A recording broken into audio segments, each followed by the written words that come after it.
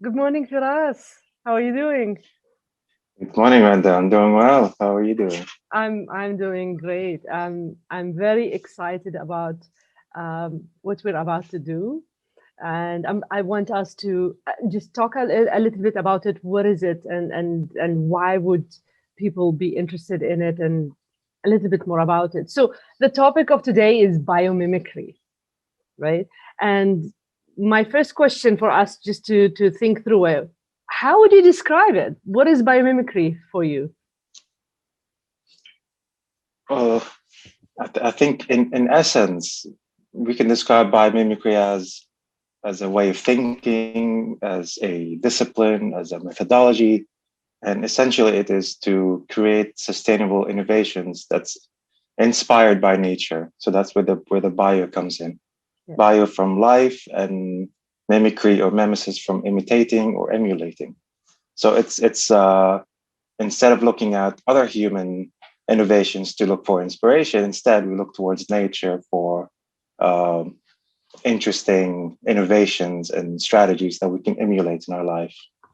Exactly. It takes best practices to a way much higher level because you're looking at best practices from a completely different industry, which is nature, that has 3.8 billion years of experience. And also, like to emphasize what you were saying, it's a way of thinking because when you're using analogy, this is you're using the type of thinking that makes you really creative because analogy makes the unfamiliar familiar and it connects different unrelated things. Sometimes they seem unrelated, but when you connect them, that intersection between those two fields is where innovation lives, right? So that's the essence. So when we're talking about at a very high level, how would you describe it? What does it emphasize? What are the main things that we look for? Like we look for functions, we look for what exactly? How would you see it? Uh, I think what we well there's a process for biomimicry. So when we look towards nature and ask her questions, there is a clear intention of what we're about to do. So we don't just go and look for answers without knowing exactly what we're here doing. So we try to clarify what exactly we're doing. We try to um, summarize and abstract our human challenges to something that can be translated into the natural world. So we abstract our functional question or challenge, and then we try to find the analogies that is uh, closely matching to the challenge that we have, and then we can find all sorts of innovations. And there's no shortage of innovative examples from nature that we can learn from, or we can literally learn from them by emulating it on the literal level, or we can do it on a metaphorical level. So there's a spectrum also to how we're going about emulating the natural strategy. Yeah. Exactly. Emulation is the right word that we constantly use. All right. So this is really good. Now, who can use it? Who can use biomimicry? So I think there's no definitive answer for this. Anyone who can find value in nature can use it. And I want to kind of emphasize also that biomimicry doesn't only live in the emulate sort of world. It lives also in the reconnecting with nature. This is one of the essential elements of biomimicry. So how do we reconnect and reunite with nature? And we're the human species. We're part of nature, but we somehow forgot about our connection with nature along the way of Yeah. progress. So Yeah. that's one way we can put biomimicry to practice. That's not necessarily in the emulation space. So also in the ethos uh, uh, element. So Yeah. how can we develop a mutual respect and appreciation for all kinds of organisms, from bacteria to large mammals? So that's a new different take on nature. Nature is not a natural resource to exploit, but more of a sort of a co-citizen, co-inhabitant of planet Earth. And that's a different perspective of of how to look at wildlife in general. So Exactly. that's really how biomimicking can be practiced in general terms. And then the emulation, it can be from literal material scientists that want to innovate materials that emulates uh, in nature's efficiency. Yeah. It can be uh, business leaders, human resources that want to manage their organizations to run as efficiently as nature. And the list goes on. So designers, architects, engineers, this can include a lot of different disciplines that Systems find value also, in nature. exactly. Systems, Right. So collaboration, network, things that are sometimes intangible. We can still find an example where we can use that example and learn from nature. So nature becomes a mentor or a teacher. It can also influence our life principles. So if it is run in a certain way and we run in a completely different way, maybe if we look at how nature has been sustained for like all these years, then we can see what's the problem with the way that we are running our lives. And it can start with the individual, with the family, with the community, with the city, and with the country. So it depends on how big you want to take it, you can, right? And so what is it used for? You give examples for, it can be used in terms of material, in terms of systems and networks.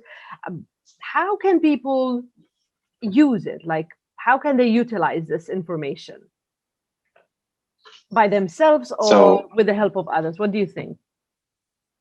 yeah. So if we want to talk about the emulation side of biomimicry, Yeah. that can be practiced through um, maybe some practice and discipline to know how to ask nature the right questions, because that's really the critical thing that gets everything started, asking nature the right questions and setting the right goals that aligns with how nature works. So it can be done on an individual level. There's plenty of online resources that's available to digest on biomimicry. But then Exactly. So also that's one really can, sorry, but one can learn it by themselves and they can apply it right away. You don't need a certification or someone to tell you how to do it. You can start right, doing it and then you will become better at it. But the more advanced you want, right. then you go to the next level. Biomimicry, yeah, biomimicry has been practiced for I don't even know how to put a number on it, but maybe over hundreds or thousands of years. And there's no certificating awarding body for this kind of thing. People just are inspired by nature Yeah. naturally. So that's obviously it's fine. And the people that usually explore biomimicry are the material scientists, the bionics. Uh, Sort of practice in Germany that looks for uh, natural models to inspire innovative material uh, uh, technologies. Yeah. And there's also well, bioinspiration applications and robotics too that looks to integrate natural models into locomotives and so on. Yeah, and there's also when you get inspired by the look of something, and then it's like bio inspiration, right? So I want to make it look like this little plant or this animal. So this is also being inspired by nature, and it still fits. So what's the difference? So what's the difference between all of that and what we're talking about, the biomimicry? So there's always confusion between biomimicry and all the different bioinspiration specifically.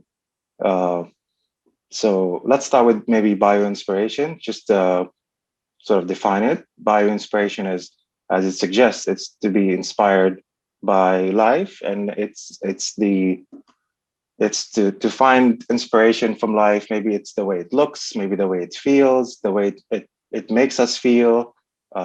Like biophilia, it's about all how nature makes us feel certain ways. So that's we take in natural elements and we're applying it in our world. So we take the form of something that we find pleasant in nature and we apply it. Biomimicry, on the other hand, it is it dives a little bit deeper than the what it looks like on the outside. So it dives deep into the function. Why is it actually doing this? And when in what context is this organism doing it? Is it doing it in the ocean? Is it doing it in the desert, in the forest? In that context, it plays a critical role as why it's actually taking that form, because Yeah. that form might work here in this context, but it'll be terrible in a different environment. It'll actually be like a polar bear wouldn't survive in the desert because it's actually fit in its natural ecosystem, which is uh, uh, the Arctic. Yeah.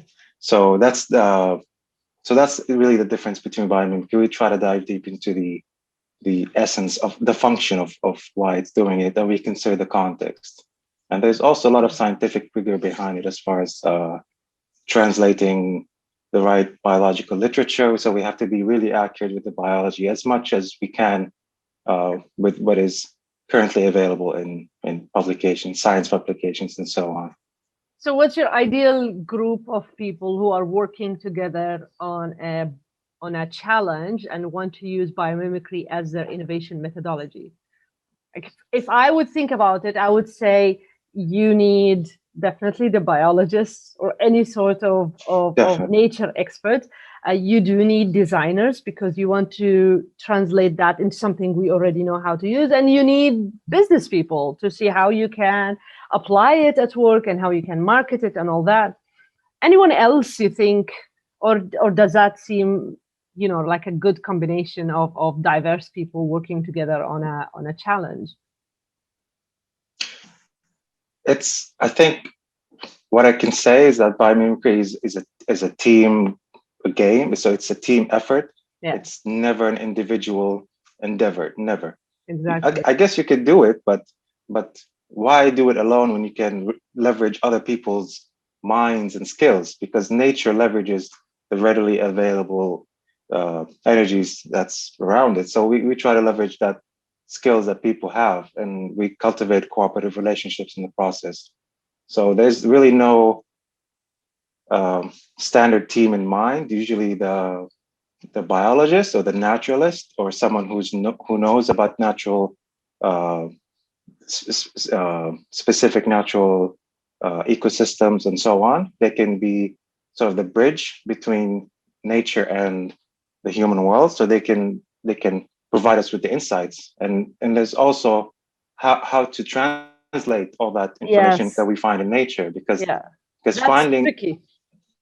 yeah, because we can dive into the the the literature in biology, and it's all riddled with equations and different ways. So someone needs to sort of abstract it and simplify it to their target audience so that Yeah. they can understand it and they can apply it. So if it needs to be a literal emulation of nature, then maybe we bring in the equations and we bring in the nanoscale, the macro scale.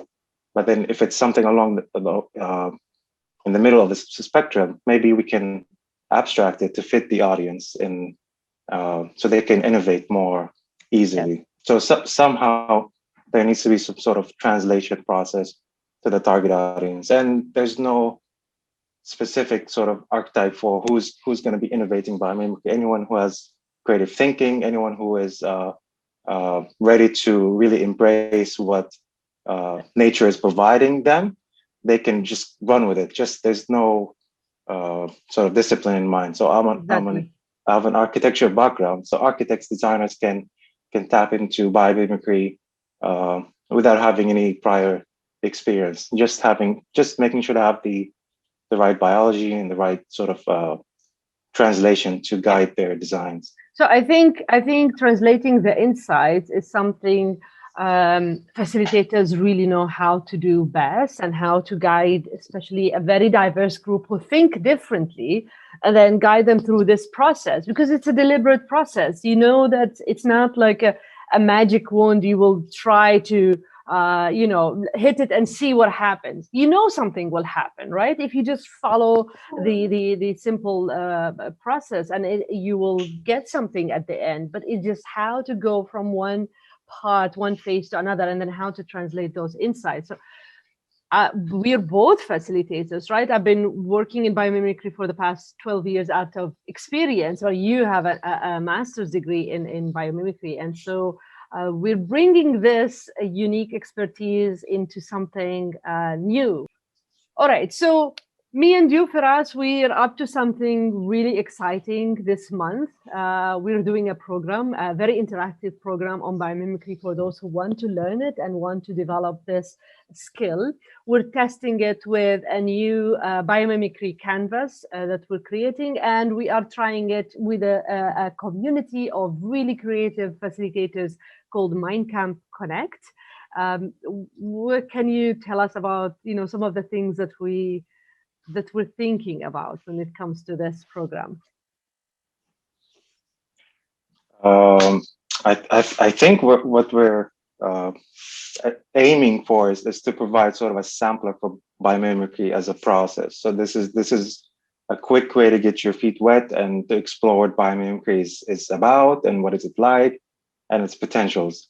So if you are someone who is curious about biomimicry as a word, you're curious about how nature can inspire you, this is the place to sort of explore in a safe environment together with facilitators like Randa here and myself.